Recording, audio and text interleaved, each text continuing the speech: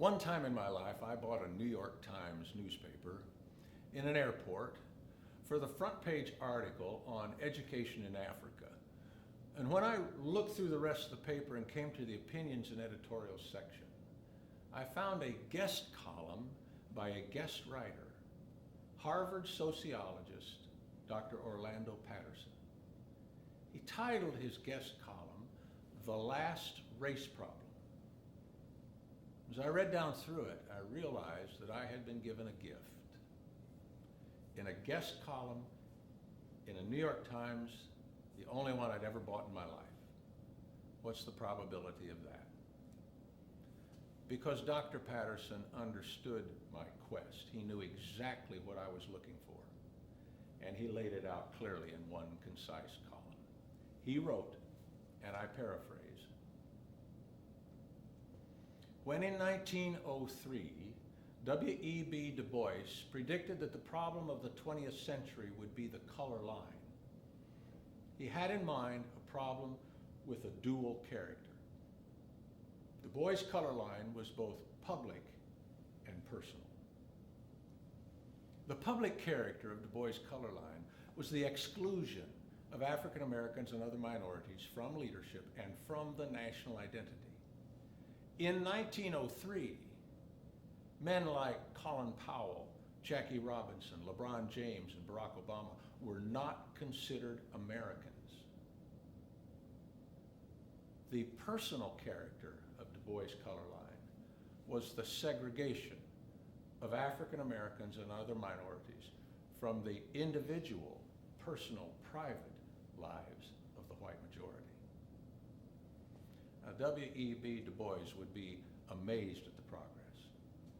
For the nation stands today as a global model in the sophistication and enforcement of its civil rights laws and in the inclusion of African Americans and other minorities in leadership. Secretary of State, Supreme Court justices, chairman of the Military Joint Chiefs of Staff, senators and representatives, governors and mayors, President of the United States and leader of the free world, owners and chief executive officers in business and industry, teachers and staff at every level of education and in entertainment, music, movies, professional sports, and inclusion in what it now means to be an American.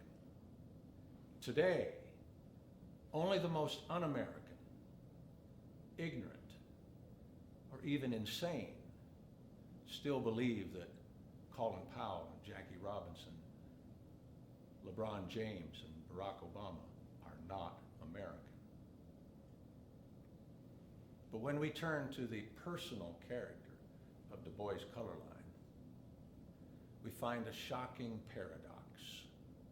For along with this national integration, this public integration, notwithstanding recent scattered exceptions, African Americans and other minorities are just as segregated today from the personal, private, individual lives of white Americans as they were 100 years ago in Du Bois' day. End of paraphrase. How is it that this is the case? As difficult as it is to speak about, it is the case because regardless of ethnicity, some people prefer the term race, but regardless of ethnicity, meaning including all ethnicities, and regardless of what was said or is ever spoken, we learned it by experience from our parents, and we taught it by our example to our children, generation after generation. When I was a child growing up in the 50s and the 60s, no family of color was ever invited inside our home. And no family of color ever invited us inside their home. And regardless of what was said, read, taught, preached, and prayed, that's what my brother and I learned by experience. And so that's what we taught our children, by example. But our children grew up in the 80s and 90s, and they are changing things. I promise you, they are changing things. But what about us? What can one person do to solve the last race problem? According to your own ability and personality, do not be afraid to experiment with what? What can one person do? One person can meet face to face with an acquaintance. Not a cold call, an acquaintance. Someone who is of a different ethnicity, a different first language, a different religion, a different orientation, a different culture, a different color. And when we get together face to face over a delicious beverage, on a park bench, someplace comfortable, listen carefully to each other. Because listening is the only way to begin to understand and appreciate another person's unique character. And because for many, listening is the only way we will ever stop judging another by the color of his or her skin. In many things in life, there are alternatives, but there is only one way to stop living a personally segregated life, and that is to reach out and engage someone. Because along with everything we accomplish and anything we accumulate, this is our legacy to our lineage.